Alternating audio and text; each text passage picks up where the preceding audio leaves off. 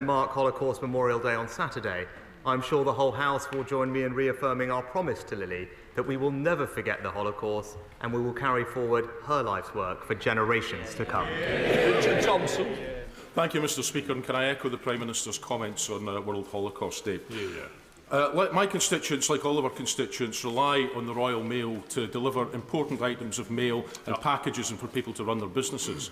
So they'll be very alarmed to learn of proposals from Ofcom that Royal Mail might be allowed to cut the number of days that they might be able to, that they will provide that service. Can the Prime Minister give a commitment to me here today that under his watch there will be no reduction in postal services provided by the Royal Mail in Scotland or anywhere else?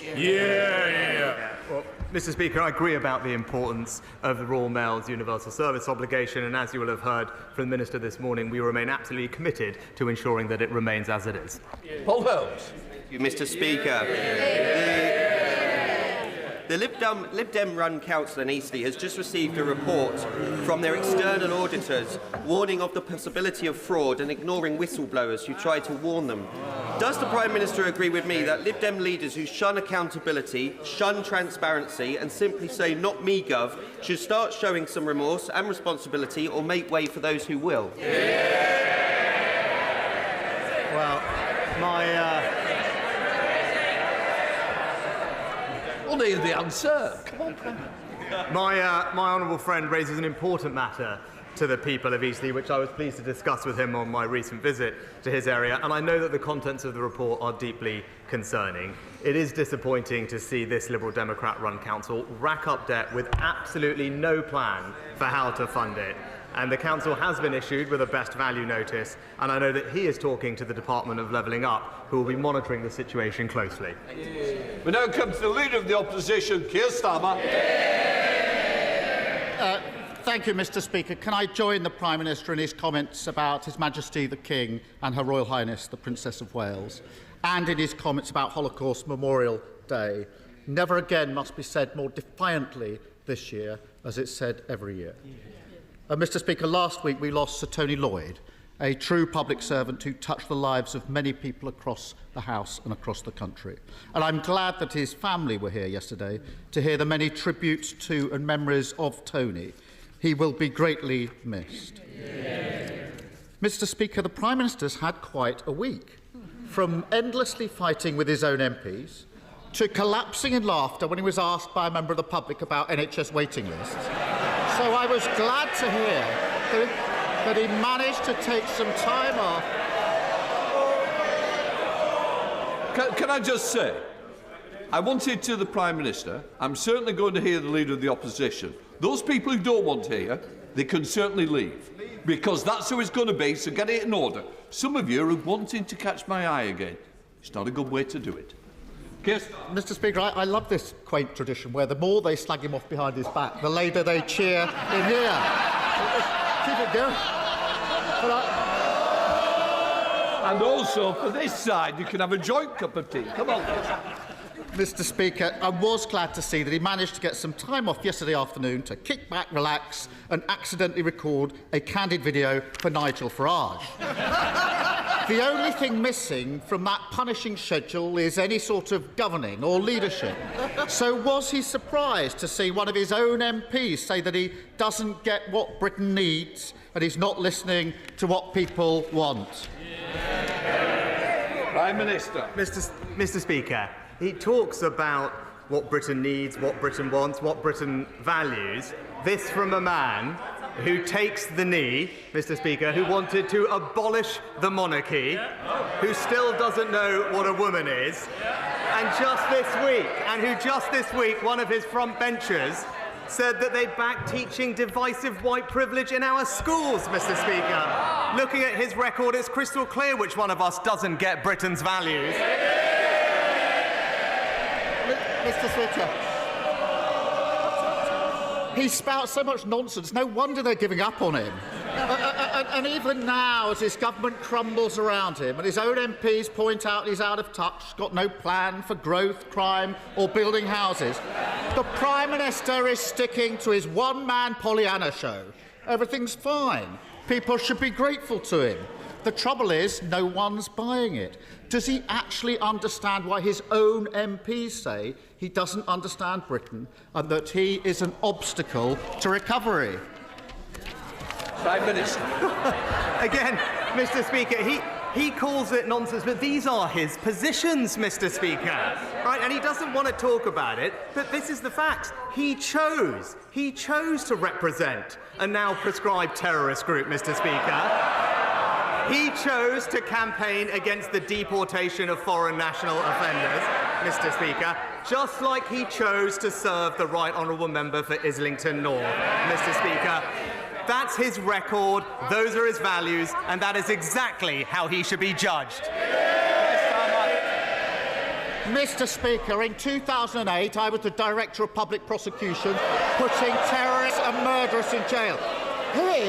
He was making millions betting on the misery of working people during the financial crisis. And we've seen this story time and time again with this lot. Party first, country second, safely ensconced in Westminster, they get down to the real business of fighting each other to death. The country forced to endure their division and chaos, the longest episode of EastEnders ever put to film. Meanwhile, this week we discover that Britain is going to be the only major economy that no longer makes its own steel. That the government is handing out £500 million to make 3,000 steelworkers redundant. And that the parents of thousands are being told that his free childcare promise is nothing but a mirage. Isn't he embarrassed that the Tory party is yet again entirely focused on itself? Mr. Speaker, yet more sniping from the sidelines. Yeah,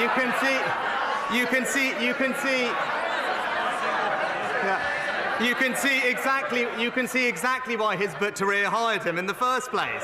But he wants to talk about these things. Even his own party are now realising that he simply doesn't have a plan for this country, Mr. Speaker. The member for Dagenham and Raynham said it's difficult to identify the purpose of his leadership. And long-time celebrity backer Steve Coogan recently said he licks his finger, sticks it in the air, and just sees which way the wind is blowing. Even Labour Party know, Mr. Speaker, he's not a leader, he is a human weather vane. It's not the sidelines, it's behind him that the fire's coming in, Mr. Speaker. And he can try and blame the Labour Party all he wants. The difference is, I've changed my party, he's bullied by his party. And has he found the time in his busy schedule to work out why thousands of parents are being told by their nurseries that they won't get free childcare that he promised them? Prime Minister. Well, Mr. Speaker, let's see what his party is offering the country. It's great. Right. So we all know, Mr. Speaker, he doesn't have many ideas for our country. I'm going to hear the Prime Minister. Well, he doesn't have many, but one thing we do know, Mr. Speaker, is that You don't want to push it, do you? No. we do know that he's committed to his 2030 decarbonisation promise, Mr. Speaker, which they say will cost £28 billion. But I was reading about it this week. He says he's changed the party. One of his team called it an albatross hanging around their neck. That might have been the Shadow Chancellor, maybe, Mr. Speaker. But he said they're doubling down on it. All this ahead of a crunch meeting, we're told this week, for them to work out how they're going to pay for it. I can save them some time because we all know the answer. Higher taxes for the British people. Mr. Speaker, there's only one party that crashed the economy. They're sitting right there, right there.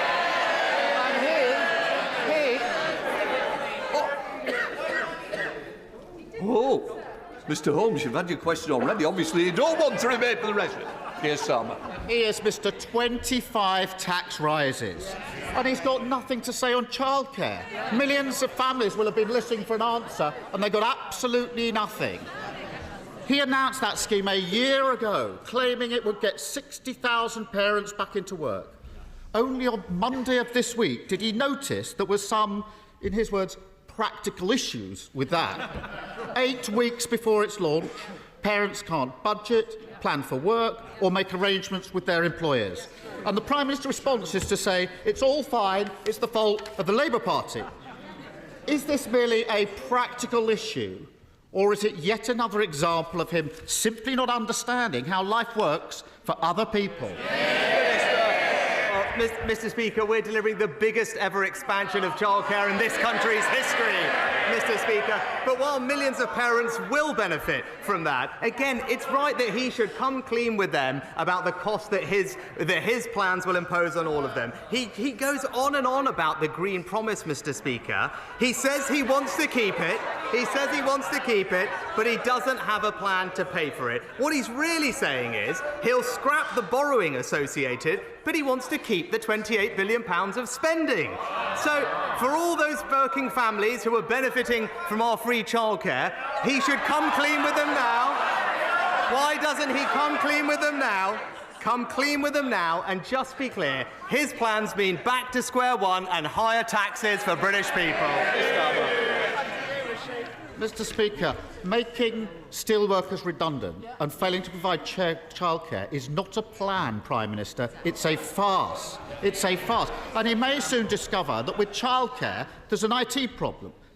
Nurseries haven't got the spaces. They haven't got the staff. There's a black hole in their budget, and it's 8 weeks to go. That isn't a plan. And families across the country, well, they can laugh all they like. Families are making plans now. They laugh at it, of course they do. Families are struggling with a cost of living crisis, trying to work out the household budget, balancing spiralling mortgages, prices and eye-watering bills. And then at the last minute, they're thrown into chaos because their nursery says they can't deliver the free childcare he promised. Now, he calls that a practical issue. But I preferred the honesty of whichever of his colleagues briefed to the Times that it was, and I quote, a complete shit show. Who was it who briefed that to the Times? Hands up. Will the Prime Minister finally realise... I'll decide how long the question goes. Those who wish don't hear it, I've told you the answer, and I'll help you on the way. When will the Prime Minister finally realise that the biggest practical issue facing Britain is the constant farcical incompetence of the government that he leads? Mr. Speaker, another week with no ideas, absolutely no ideas as country, and absolutely no plan. He talked about the cost of living, Mr. Speaker, he talked about the economy, but he never actually brings it up, and we all know why, Mr. Speaker, because things are improving and we are making progress. Wages now rising, Mr. Speaker, debt on track to be reduced, and inflation more than halved from 11% to 4%, because he actually knows that our plan is working and that his £28 billion tax grab will take Britain back to square one. And that, Mr. Speaker, is the choice. It's back to square one and higher taxes with him, or a plan that's delivering a brighter future with the Conservatives. Change of gear, Mr. Speaker. Too many oligarchs and kleptocrats are living off ill-gotten gains beyond the reach of domestic courts here or in countries like America. Ever since the 2016 London Anti-Corruption Summit, moves to create an international anti-corruption court have been gathering momentum to plug this gap. It already has support from countries like Canada, Holland and Nigeria, and would fund itself from the fines it charged. Will this government take the lead in getting it underway, ending impunity for these crooks once and for all? Well, can I firstly pay tribute to my honourable friend for his work on this issue?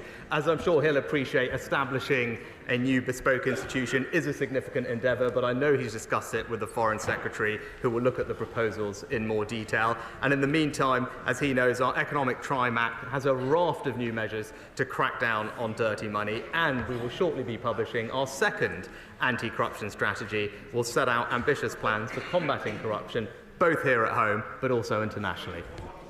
SNP leader Stephen Flynn. Mr. Speaker, last night, as Tory MPs were once again fighting amongst themselves, the public were sat at home watching John Irvine of ITV News report on footage from Gaza of an unarmed Palestinian man walking under a white flag, being shot and killed by the IDF.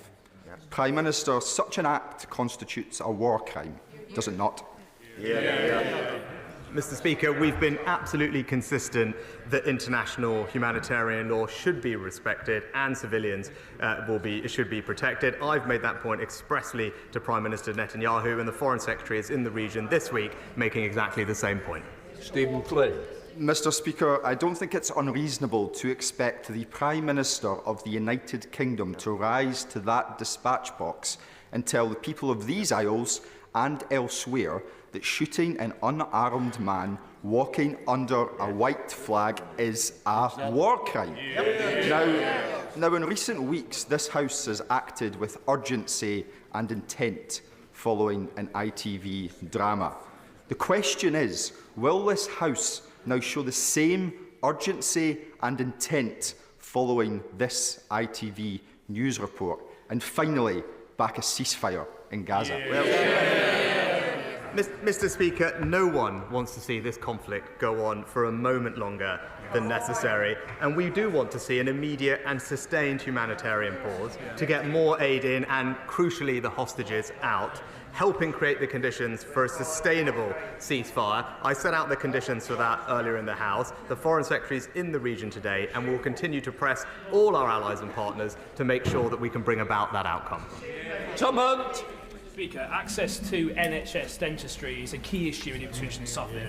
Locally, actually, we've done something about it, and the University of Suffolk and the local NHS deserve great credit for establishing a new dental centre which is going to carry 18,000 hours a year of NHS dental appointments. However, a source of great frustration for myself and a number of constituents is that many people who train to be a dentist at university for 5 years and have their training heavily subsidised can immediately go private or actually go abroad without giving anything back to the NHS. It seems wrong to me. Would the Prime Minister support the view of many of my constituents that for say 5 years they work in the NHS, they give something back, and this will make a huge contribution to this problem?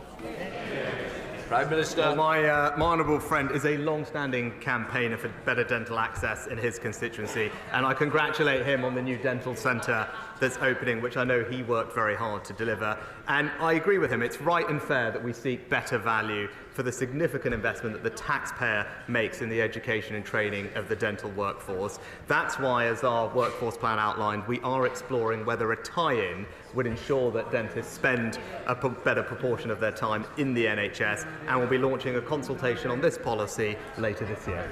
Colm Eastwood. Thank you, Mr. Speaker. In the week of the anniversary of Bloody Sunday, people in Derry are watching unarmed Palestinians being gunned down by Israeli soldiers. Over 25,000 people have now been slaughtered in Gaza. The Prime Minister says, and he said it again today, that he wants to see a sustained ceasefire. So my question is a very, very simple one. The next time there's a vote at the UN for a ceasefire, will his representative vote for it? Well, Mr. Speaker, of course we'll engage with all UN resolutions on their merits, and I've been clear no one wants to see this conflict go on for a moment longer than is necessary.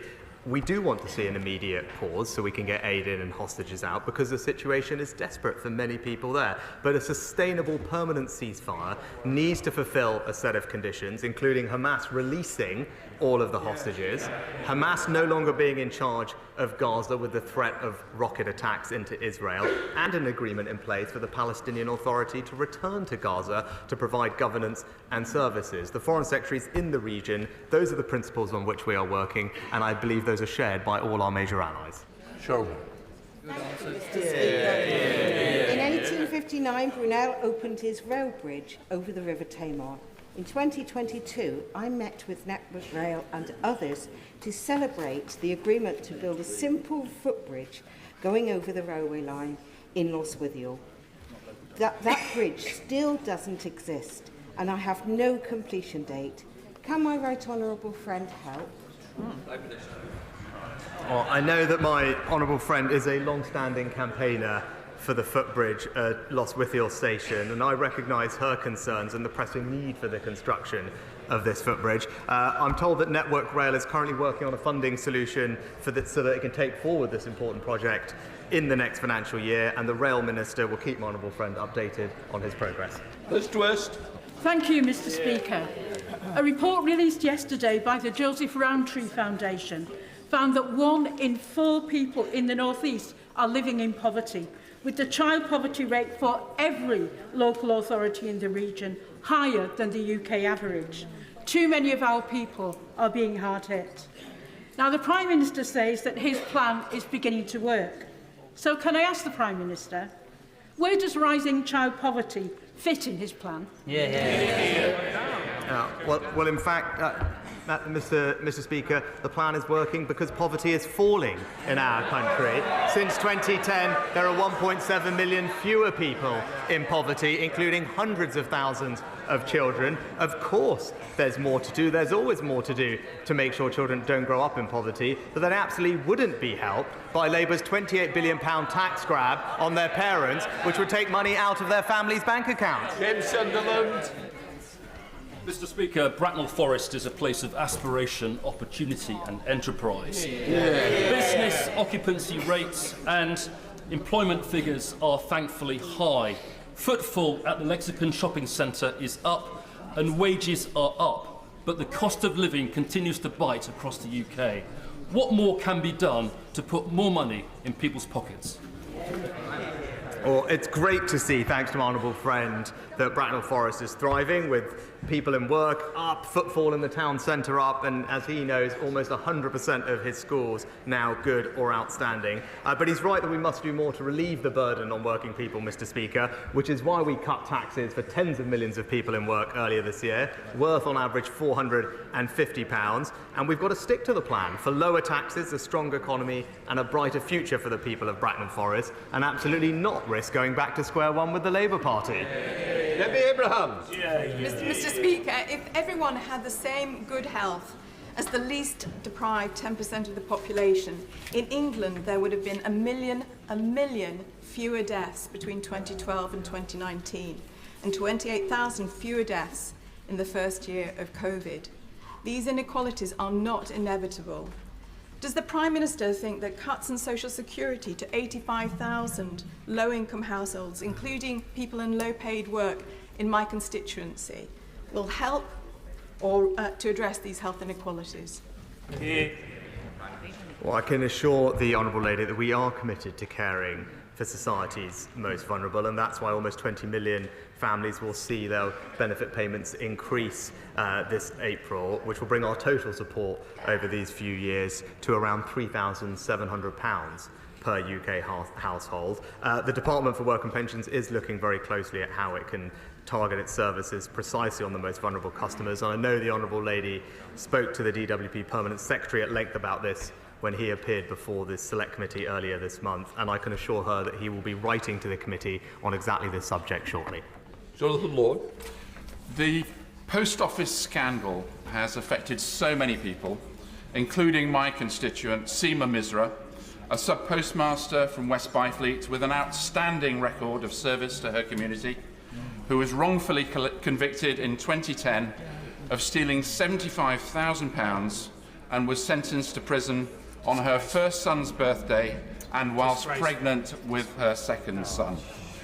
Does the Prime Minister agree with me, and more importantly with Seema Misra herself, who is in the gallery today with her husband Devinder, that she is due a full apology from the Post Office, a full apology from Fujitsu, and proper compensation as a matter of urgency?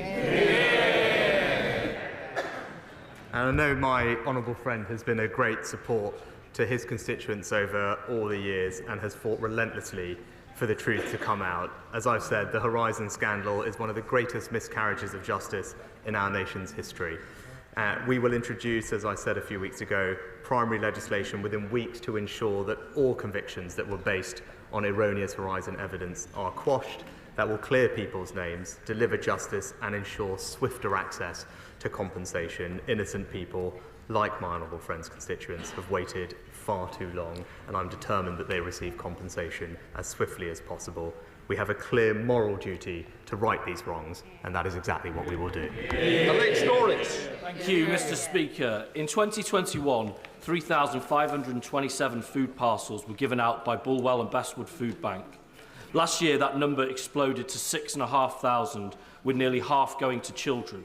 The food bank's now having to buy food to supplement donations, which can only be sustained for a short period. Rather than pretending that things are getting better, will the Prime Minister apologise for the daily chaos in government, which is leaving widespread destitution unaddressed? Well, Mr. Speaker, I don't want to see anyone reliant on food banks, but while they're in place, I have nothing but praise and thanks for the people who run them. But it is wrong to say that we aren't making progress. When I came into this job, inflation was running at 11%. That is the single biggest impact on families' cost of living. And now, thanks to the efforts of this government, most of them opposed by his party, inflation has now been more than halved at 4%. And we're combining that with significant tax cuts to put more money in people's bank accounts at the end of every month. That's the right way to go about supporting people, combined with our extensive cost of living support for the most vulnerable. And all the statistics show that that support has helped, has made a difference, and that's what you get with responsible management of the British economy. Thank you, Mr. Speaker. In November, I held an adjournment debate on the South Fylde line and the need for a passing loop to double its hourly service and increase resilience against delays and cancellations, which again caused misery for travellers over Christmas. The assurances I received from the Rail Minister built on the positivity generated by the reallocation of HS2 funds. Since then, progress has been desperately slow, and my efforts to advance this critical piece of infrastructure for the people of Fylde has been frustrated. Will the Prime Minister meet with me to discuss how the government can help to get the South Fylde line back on track? Prime Minister. My honourable friend is correct that local transport projects are and must be prioritised, and every region of our country will have more transport investment as a result of the decision that we made on HS2. Now, work is underway to consider potential upgrades to the West Coast Main Line, including improvements at Preston Station, which may support additional local services from South Fylde. I know the Rail Minister is carefully considering these options as we speak, and will update my honourable friend in due course. Leila Moran. Thank you, Mr. Speaker. Thames Water are a shambles. In the recent flooding in Oxfordshire, they were dumping sewage from 270 sites along the Thames in 1 week. There was waste backing up into people's homes because of drains that they had not unblocked, and they couldn't even refill their own reservoir because the rivers were too dirty. But rather than offer a rebate for this shoddy service, they are intending to put bills up for everyone by 60%. So will the Prime Minister explain to my constituents why they are being asked to foot the bill for Thames Water's gross incompetence? Well, Mr. Speaker, we've been clear that the volume of sewage discharged by water companies is unacceptable, and that's why we've launched the most ambitious storm overflow discharge reduction plan. And we have now achieved monitoring of almost every single storm overflow in England under this and previous governments, and have introduced unlimited penalties on water companies. And where there is evidence of poor performance, the Environment Agency will not hesitate to pursue water companies concerned, just as they did, I believe, a couple of years ago in the Honourable Lady's constituency, where they fined Thames Water specifically £4 million following a serious incident. Theresa May. Thank you, Mr. Speaker. Yesterday, the Honourable Member for Knowsley and I published our report on TIDE, type 1 diabetes and disordered eating, a condition estimated to affect over a quarter of type 1 diabetics in the UK. It is life-shortening, life-threatening, and can lead to death. I'm pleased to say that Hampshire Integrated Care Board have already responded positively to the report. Will my right honourable friend ensure that the government not only looks seriously at the recommendations we have put forward, but acts on those recommendations, which would improve lives, and save money for the NHS? Can I start by thanking my right honourable friend and indeed the right honourable member for Knowsley for their important work on this issue. Of course, I know both of them speak from personal experience, and as she says, it is important that people get the treatment they need. The Health Secretary will, of course, consider the report, and the NHS has already been piloting services to support those with this condition, as she's aware of, and I understand that the NHS is also now expanding pilot sites to every region of the country so that even more people can benefit from the appropriate integrated care. Adam Kaiser. Mr. Speaker, we entered 2024 with starvation and famine as acute as ever across the globe, much of it caused by the climate crisis. Yet at present, the world's worst hunger crisis is in Gaza, created by Israel's ongoing siege. The Integrated Food Security Phase Classification has found that of 600,000 people facing starvation globally, 95% of them are in Gaza. Mr. Speaker, starvation used as a weapon of war is a war crime. Aye, aye. The Israeli government has the power to end the starvation crisis by ending the siege of Gaza and opening all crossings. Does it not, Prime Minister? Mr. Speaker, I've been absolutely clear that we are incredibly concerned about the devastating impact of the situation in Gaza on citizens. That's why we have tripled our humanitarian aid for this financial year to the region. And, as I said in the statement yesterday, are working with partners such as Jordan and the United States to open up new aid corridors so we can increase the supply of aid getting in to those who desperately need it. Miriam Cates. Thank you, Mr. Speaker. This morning, the press reported the tragic case of a 14-year-old girl who took her own life following horrific social media bullying, including on TikTok and Snapchat. Since 2010, across the English-speaking world, there's been a marked increase in poor teen mental health, teen suicide attempts, and children addicted to pornography. The United Kingdom has a strong tradition of legislating to protect children from serious threats to their safety and welfare. So does my right honourable friend agree with me that it's time to consider banning social media and perhaps even smartphones for under 16s? Well, Mr. Speaker, my honourable friend is absolutely right to highlight the impact of what happens online on our children, and that's why our Online Safety Act tackles both criminal activity online and protects children from harmful or inappropriate content such as bullying or the promotion of self-harm, accessing pornography and also exposure to eating disorders. Ofcom are now rightly developing and consulting on the guidance and the codes of practices for how those platforms will meet their duties, and if they don't clean up their act, then Ofcom will be able to impose fines of up to 10% of global turnover on the social media firms. Mr. Speaker, recently released documents reveal that the Foreign Office had serious concerns about Israel's compliance with international humanitarian law and its ongoing assault on Gaza. This assessment was hidden from Parliament, whilst the Prime Minister boldly stated his confidence in Israel's respect for international law. Since then, the scale of Israel's war crimes in Gaza have been revealed to the world thanks to South Africa's case to the ICJ. Therefore, is it now not the time for the Prime Minister to admit that he has the blood of thousands of innocent people on his hands, and for him to commit to demanding an immediate ceasefire and an ending of UK's arms trade with Israel? Mr. Speaker, that's the face of the changed Labour Party.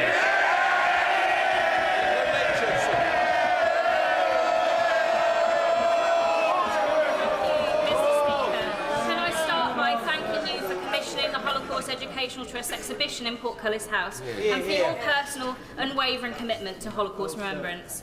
Mr. Speaker, as we approach Holocaust Memorial Day, will the Prime Minister join me in commending the important work of the Holocaust Educational Trust, in particular their work with Holocaust survivors, who, despite living through the darkest moment in human history, continue to share their testimony in the hope of ensuring never again.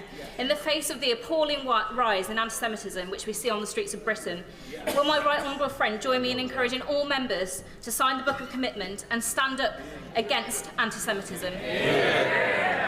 Mr. Speaker, I join my honourable friend in paying tribute to the brilliant work of the Holocaust Educational Trust and thank her for all her work on this issue. I'll be signing the Book of Commitment this afternoon during my meeting with Lily Ebbett, and I encourage members on all sides to do the same and to reaffirm with shared determination to ensure that the Holocaust is never forgotten and to defeat the resurgence of anti-Semitism and all forms of hatred in our country.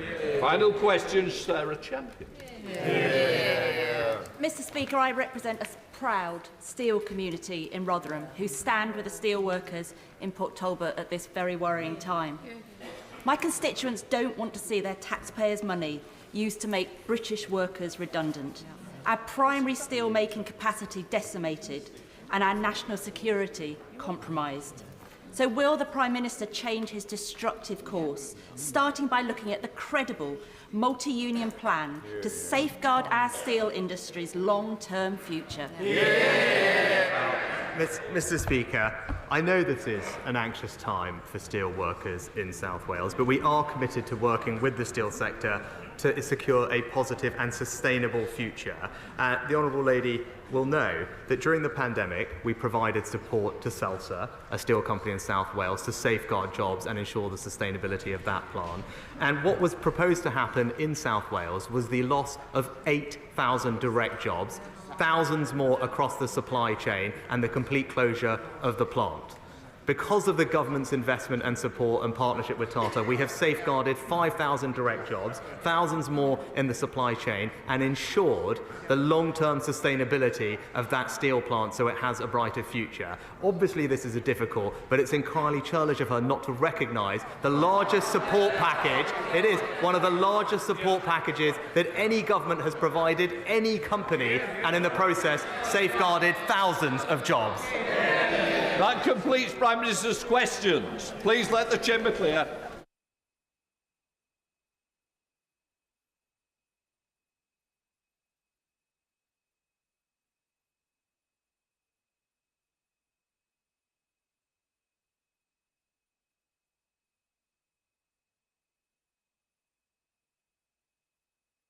Quietly, please.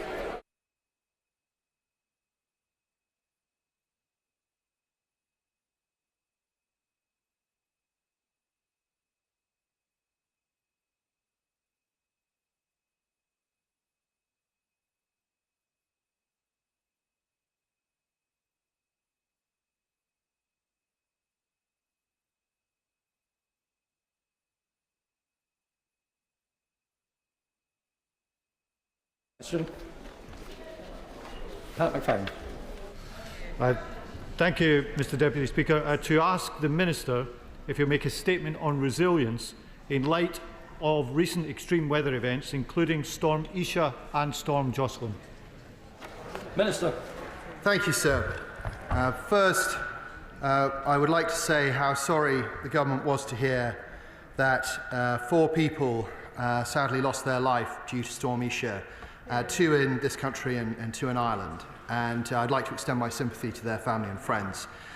And at the same time, praise our emergency and utility workers who have worked so hard in some very difficult conditions in order to help the public. Forecasters at the Met Office raised a rare whole-country weather warning for the wind over the weekend in preparation for Storm Isha. The warning encompassed even rarer amber and red warnings for wind in the areas forecast to experience the worst of the storm. Indeed, wind gusts reached a peak of 99 miles per hour in Northumberland and 124 miles an hour across the Cairngorms. Although the storm had the potential to be extremely destructive, the vast majority of the transport and power infrastructure stood up well and recovered quickly. And that's a credit to the resilience of our critical infrastructure and the response capabilities of our operational partners on the ground. Storm Isha was closely followed by Storm Jocelyn, which reached a peak of 97 miles an hour, which I'm informed was the 10th named storm to impact our country this season.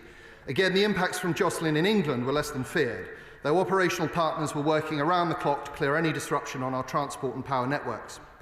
The forecasting capabilities of our experts in the Met Office and the accuracy and speed at which they can warn and inform the public of incoming severe weather events does, in no doubt, save lives and protect our homes and businesses. My officials and those across government, working hard last week and over the weekend to coordinate the extensive preparation and mitigation measures being taken across the government. The fact that no escalation to a Cobra-level response was required for either storm is testament to our effective response structures at local and national levels. I'm very grateful for the response from colleagues in the devolved administrations and also local resilience forums around the country. Our local authority and agency partners kept public services running and reacted to any local issues that emerged. So we are adapting to weather events not previously experienced in our country, and events such as these come with increasing frequency and severity. The UK is driving forward cross-government action to respond to climate risks and their impacts on our economy and way of life. Our 3rd National Adaptation Programme, published in July last year, sets out an ambitious 5-year programme of work driven by 3 themes: action, information and coordination. We are ensuring a more integrated approach to climate adaptation over the next 5 years through stronger governance, engagement and coordinated policy making. As part of this, we've established the right governance structures not only to monitor progress, but to tackle strategic cross-cutting challenges which will drive the UK's resilience to climate change. This is all in line with the government's broader strategy as set out in the resilience framework, which committed us to strengthening the links between our understanding of the risks that the UK faces and the action we take to prevent those risks from materialising. We must continue to drive forward these initiatives that help us curb the impacts of climate change and at the same time build systems that help us withstand extreme events as they arise. Shadow Minister, Pat McCann. Thank you, Mr Deputy Speaker, and I'd like to thank the Minister for his response. Recent days have seen the UK battered by two severe storms, first Storm Isha and then Storm Jocelyn. This is the 10th named storm of the winter. And Liz Bentley, the Chief Executive of the Royal Meteorological Society, has said that these storms are some of the worst in the last 10 years. Our constituents around the country have been hit by widespread damage, flooding, power outages, cancellation of flights, ferries and trains. And in the most tragic circumstances, a reported 4 people have lost their lives. I want to pay tribute to the emergency service workers, electrical engineers and other response teams who've been working to help people restore power and get transport moving, often at risk to themselves in very severe conditions. We owe them all a debt of thanks. Now, of course, ministers can't control the weather. Indeed, the ex-ministers on the benches opposite can't even control themselves. But the greater regularity and severity of extreme weather demands a response from government. So let me ask the Minister, in terms of resilience, given the frequency of extreme weather events, why doesn't the government have a standing flood resilience task force as part of the COBRA system with a specific responsibility to build up long-term protection? Local resilience forums have been neglected since the passing of the Civil Contingencies Act under the Labour government. What more can ministers do to revive them and make sure they're properly supported? And last week, the Public Accounts Committee said that the flood protection budget put in place has been underused since it was announced and is now expected to cover 40% fewer properties than was first claimed. This leaves over 200,000 homes vulnerable to flooding. What is the government's plan for them? Jocelyn may be the latest storm, but it won't be the last. And the very least that the public has a right to expect is that the government understands this and is focused on the job and not whatever is the latest episode in the Tory psychodrama that has distracted governance of the country for far too long. Well, I thank the honourable gentleman for his warm words about our emergency services and utility workers. And on his specific point about flooding, he'll have heard DEFRA, who are responsible for this, comment earlier in the week that flooding resilience in England is a priority for DEFRA as part of a whole society approach to resilience outlined in the UK Government Resilience Framework. For example, the government is investing a record £5.2 billion in the Flood and Coastal Erosion Risk Management Capital Programme. Since 2021, over £1.5 billion has so far been invested in flood defence projects across England, with over 67,000 properties better protected. Now, of course, response to flooding is just one part of our resilience work that is coordinated by Cabinet Office. And mercifully, in the storms that we've just had, very, very few families were flooded out of their homes, but we're absolutely cognizant of the need to prepare. I mean, he will have seen, I hope, the NAO report published late last year, noting positively that since 2021, government has strengthened the arrangements to manage national risks, that it's taken steps to address extreme weather risks as whole system risks, and I'll return to that point in a moment, and that it's acquired good forecasting data for droughts, heat waves and storms. Now, what we've seen over the past few years is a noticeable improvement in storm preparedness and response. And if we remember Storm Arwen a few years ago, after 3 days, there were still about 40,000 people without power. Now, these storms that we've just had, which are very powerful, about 400,000 people lost 400,000 people lost power to their homes. but 99% of them had power restored within 24 hours. And that is as a result of the planning and preparedness that this government has put in place. And that's because we've learned the lessons. We now have improved public warnings, we have hardened infrastructure, and crucially, we forward deploy repair experts. So when we see storms forming over the Atlantic, we signal to local partners in utilities, partners in the emergency services, and they go out and get ready on the ground. And that can be everything from clearing storm drains to being ready to repair infrastructure that might be vulnerable. We have better public information. Public is much more connected with the activity of storms. Naming storms may seem like a superficial change, but actually we know that it has improved public awareness of what's going on. We have better travel advice, much clearer, DFT doing great work through our operators. But also, Mr. Chair, we have superior forecasting. The government has invested a great deal in compute capacity and forecasting capacity that enables us to see where storms are coming. So this better coordination and better deployment of resources from the centre is meaning that we are working better with partners on the ground and getting better response when these extreme events take place. John. Can I thank the Minister for his statement and take this opportunity to thank his officials in the Cabinet Office that do so much that is often unseen. But for those perhaps have a little bit more of a public profile, would he join me in thanking the Environment Agency, emergency response teams for the West Midlands, the Shropshire Fire and Rescue teams that have done such a great job, and indeed Severn Trent Water and all the officials in Shropshire Council and Telford and Wrekin Council. He mentions national infrastructure. Does he agree with me that highways can fall under that? And would he call upon Highways England to do more to ensure that the M54, an important road in Shropshire and connecting Wales and England, has less flooding in the future, and they put more mitigation and investment into doing that? I absolutely join him in his words of praise for those who've been working in the West Midlands, and I'm sure that my colleagues in DFT have heard what he said about the critical roads in his constituency. Kirsty Blackburn. Thank you very much, Chair. I do think it's a little bit cheeky for the government to take entire responsibility for the improvements, given the improvements that I know that SSE have put in place, for example. They have done a huge amount of work and deserve credit for that work, not just the changes to forecasting, for example.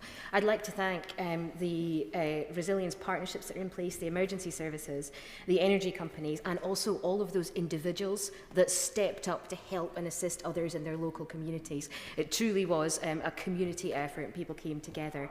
I do wish the government would take climate change more seriously, given the incredible amount of extreme weather events that we are seeing right now. It is important for the government to both talk the talk and walk the walk when it comes to climate change, and they should be leading from the front in developing, for example, a strategy that will help to ensure that we are resilient in the face of climate adaptation and the changes that are happening, and also to put the funding in place to ensure that that strategy can be delivered.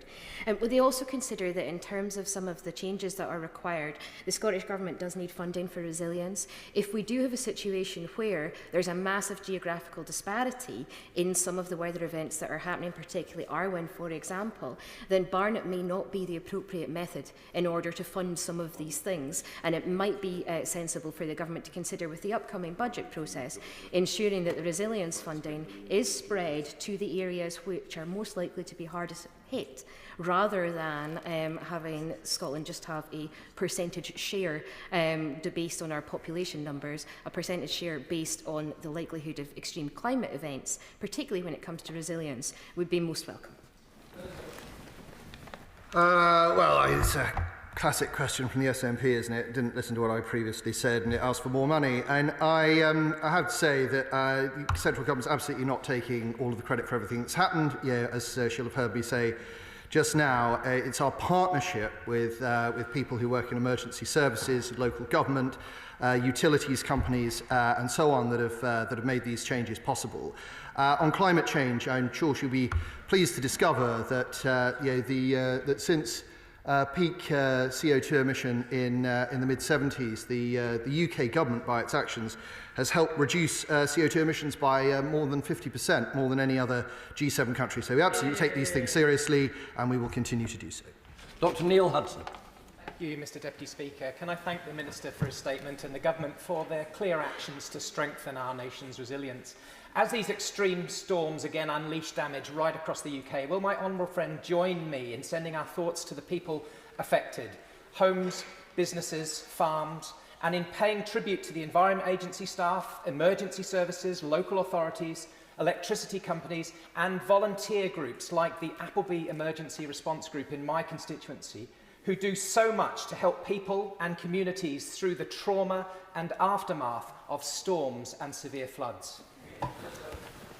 Well, I thank my honourable friend for that, and very happy to join him in paying tribute to the Appleby Emergency Response Team. And it is so often local community organisations that both have the connections and the awareness and the intel on what's going on the ground that make response possible. So very, very happy to join with him in that, and glad to hear that although his constituency, I know, was hit by the storms hard, they've managed to move on from it quickly. Karen Smith. Speaker, my friend from the front bench from Wolverhampton South East asked the Minister about why the government had neglected local resilience forums and the Civil Contingencies Act legislation, most notably in COVID when that was bypassed.